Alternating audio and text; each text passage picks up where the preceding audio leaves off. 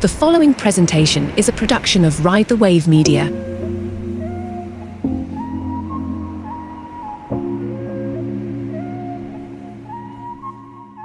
Hello, and welcome to the inner workings of the not-so-genius mind. I'm your host, Amanda McCombs, and we are diving deep into the ordinary mind to uncover extraordinary insights. Today, we're just diving into my mind again. I know I'm a little late in posting. Life just kind of gets in the way sometimes. So, stop it. We have a kitty coming over. There's always a kitty. Might have to kick them out. Anyway, welcome. Welcome to the podcast, friends. Last time, if you were here, I kind of left the end of it, the tail end of it, saying that I was going to talk about part of why I left the church.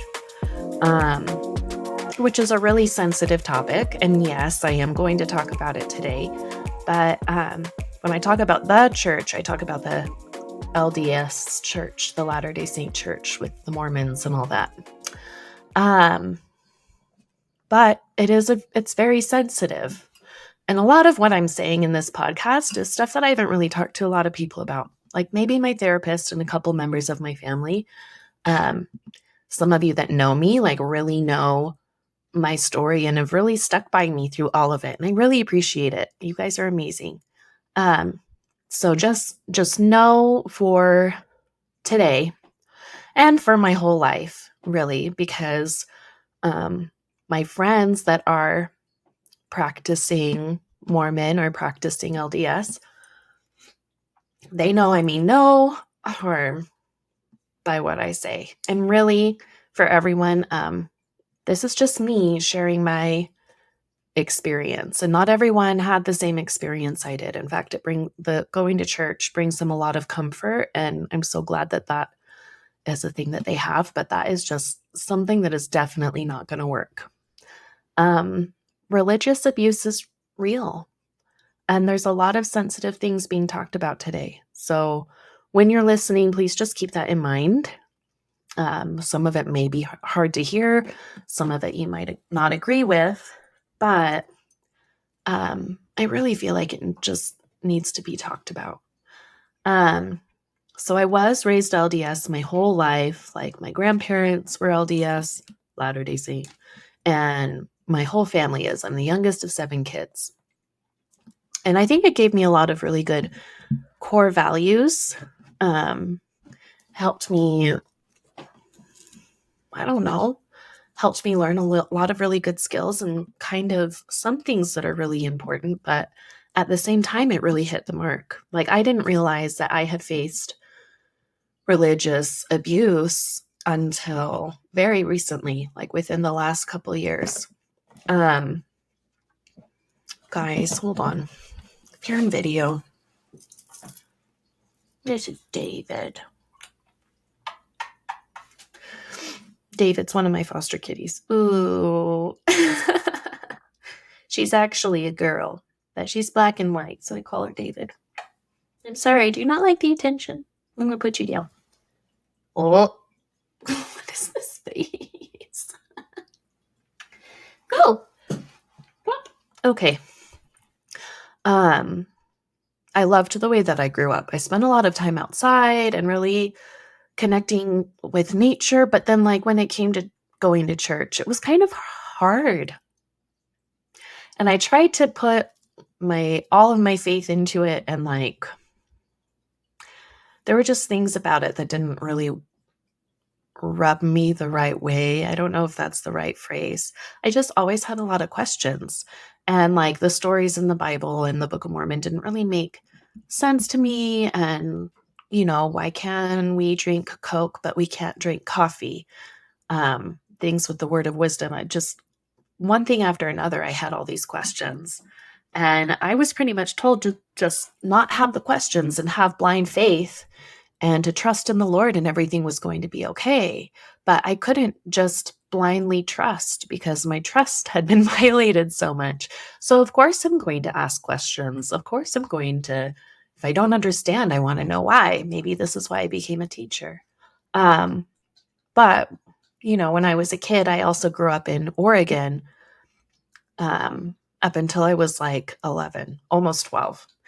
So moving to Utah was a totally different experience. It was a huge culture shock because I went from being the only Mormon kid in my school to being like one of 25 my age just in my ward, which is like my people that I go to church with, if you're not familiar. But yeah, I wasn't the weird, I'm redhead. I wasn't the weird redheaded Mormon girl anymore. I was like, just like everybody else. But this is where we start to like understand where things kind of fall apart, right? I started to not really go to church when I was a teenager. I was like 15, and my mom kept saying I was never going to find happiness outside of the church, and I needed to come back to the straight and narrow, and I wasn't going to be able to be in heaven with her, and I wasn't going to be able to live this full, enriching life. Like, I'm never going to know what happiness is if I'm not going to church and if I'm not following the teachings and things like that. And it was like a constant fight, like even into my adulthood. I'm very thankful that towards the end of her life that she was able to accept me for who I am and understand why it's okay for me to not go to church and it's not going to be the end of the world, right? Anyway, my mom would say a lot of stuff like that. And just like, I'm never going to be happy. What am I doing? What about the plan of salvation? What about going to heaven? But like, what about my life now, right? What about the life that I'm already living? Why am I getting ready for some magical life up in the clouds where I get to have my own planet? I don't want one. Anyway,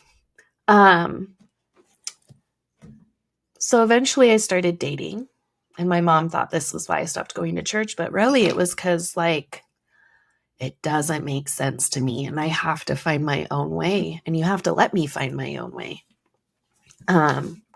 She would say things like, I'm condemning her to hell with my actions and things like that.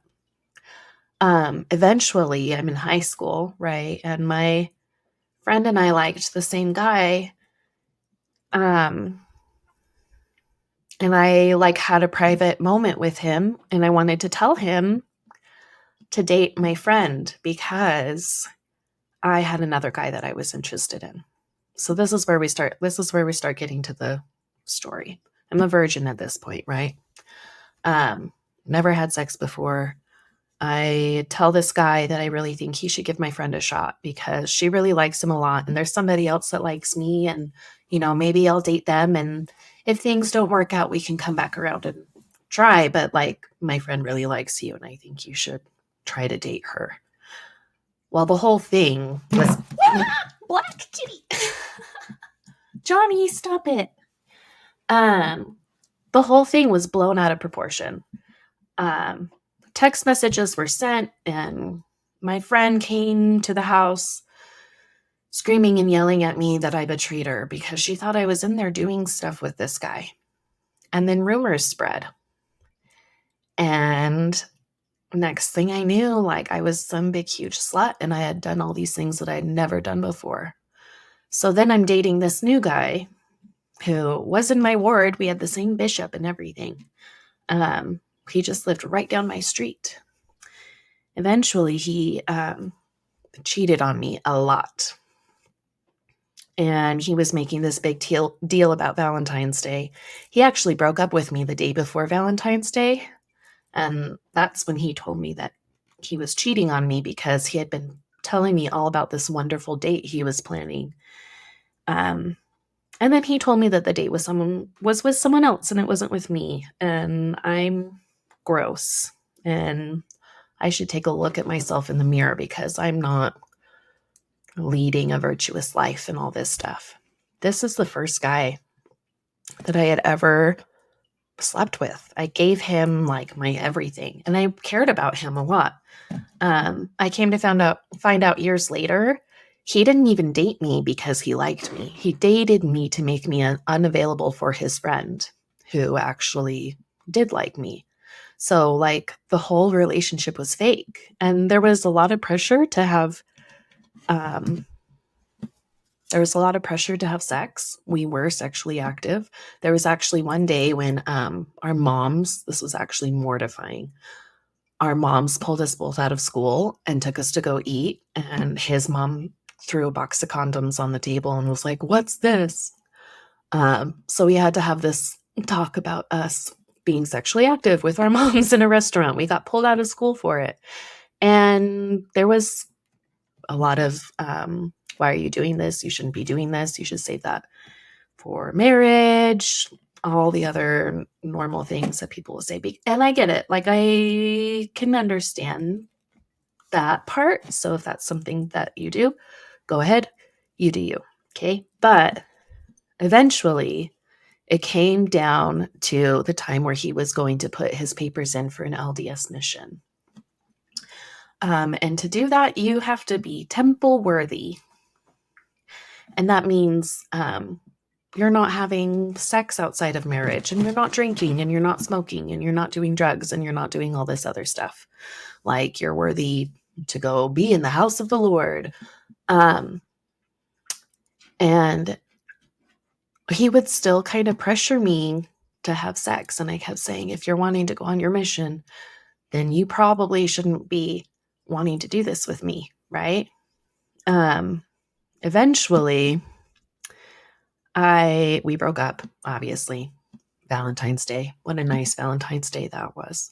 I actually haven't had very many good ones. That's for another day. That's for another episode. When I went to my bishop after how old was I? 17? 16, 17. I went to my bishop to talk to him about everything that had happened.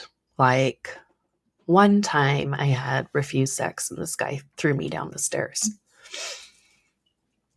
And I was just supposed to be okay with that. I wasn't. I went in to talk to my bishop and come clean. I wasn't going in to be a tattletale. I wasn't like, this guy did this horrible thing to me.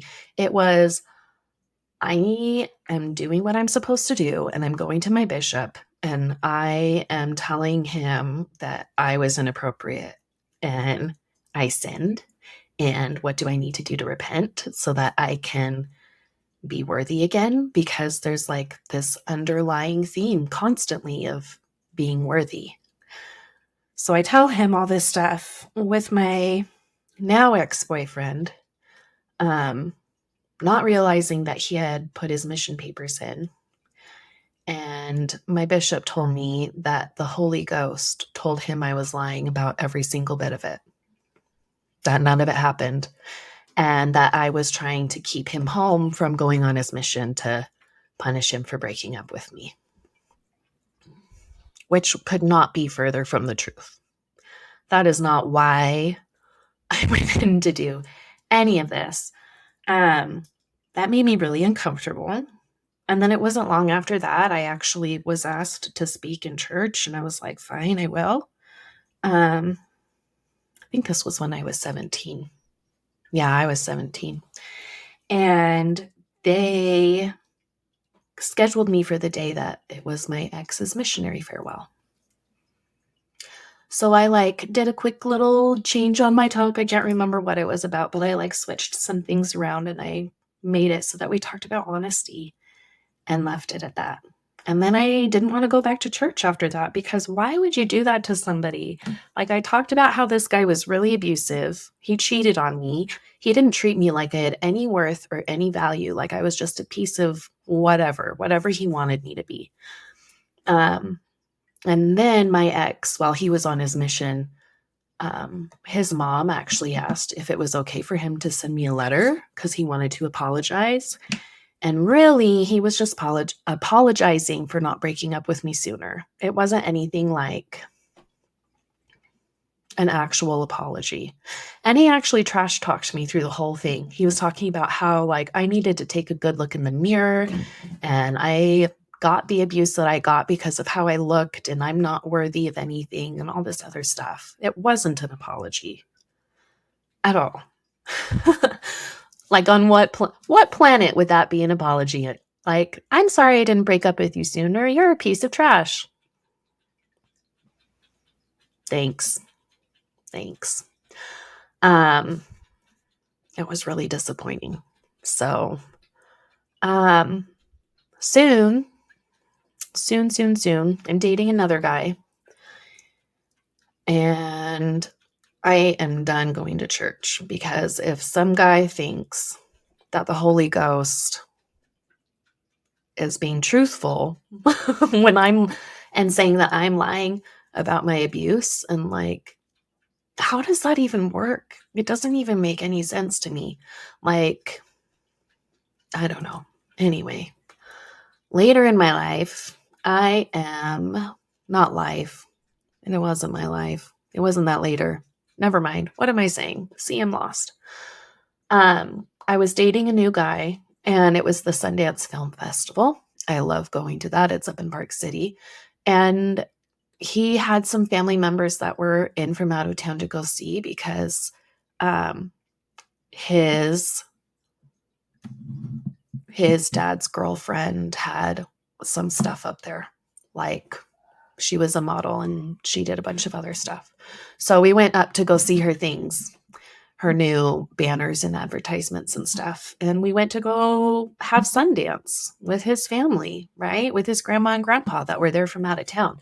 It just also happened to be a Sunday. Still 17.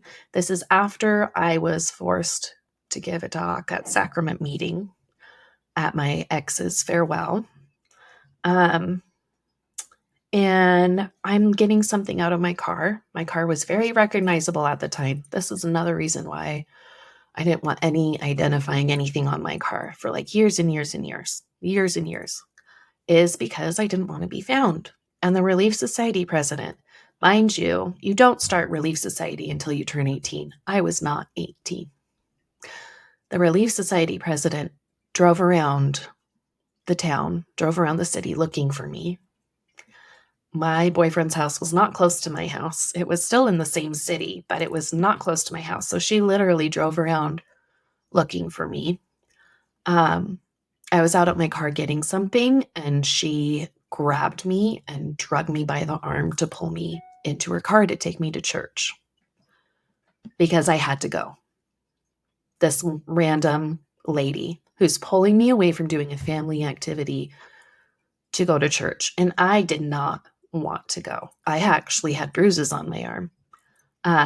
She came over to our house later to apologize, and she said that she had embarrassed me. And I was like, honey, you embarrassed the whole church. Because my boyfriend at the time, his family was Catholic, and they saw the whole thing and they were like, what the heck was that? Like, that is not how you get somebody to go to church. Like, I was literally being pushed out. When all those rumors were spread around about me, I had like no friends. I didn't have any. And in between the time that this one guy broke up with me and I'm dating the other guy, I actually was drugged and raped in the back of a car. And something that they talk about a lot in the church when it comes to like morality and things, I don't know if they still do this. It really hurt a lot. But they talked about how if you give yourself to a man before marriage, that you're like chewed gum. You're used up and nobody wants that. So I went around believing that I was chewed gum, especially after that guy raped me.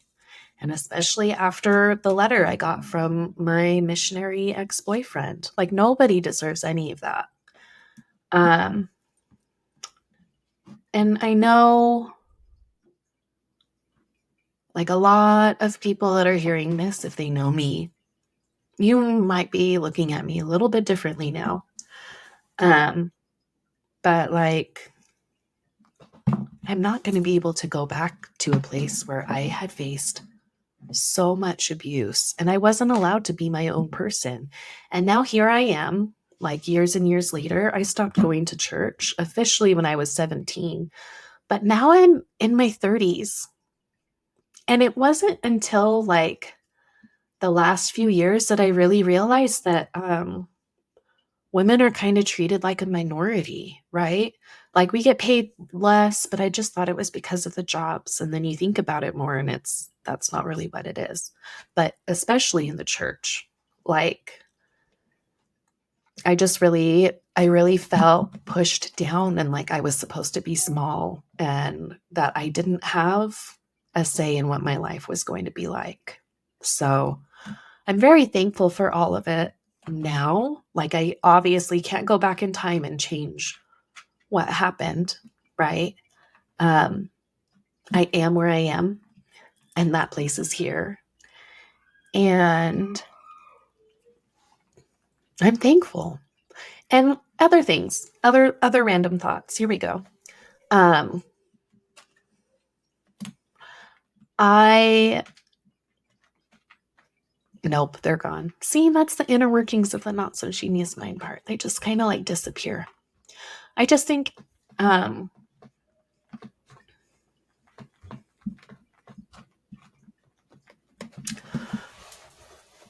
ew. At like 20 more than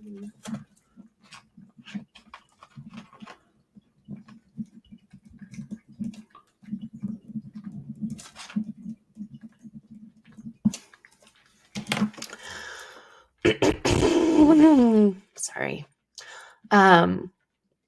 So women in the church and just kind of in general for throughout all of history have kind of been treated like a minority, or something that should be controlled, or like we were property, right? Like I was talking in my podcast interview with Benjamin Brown.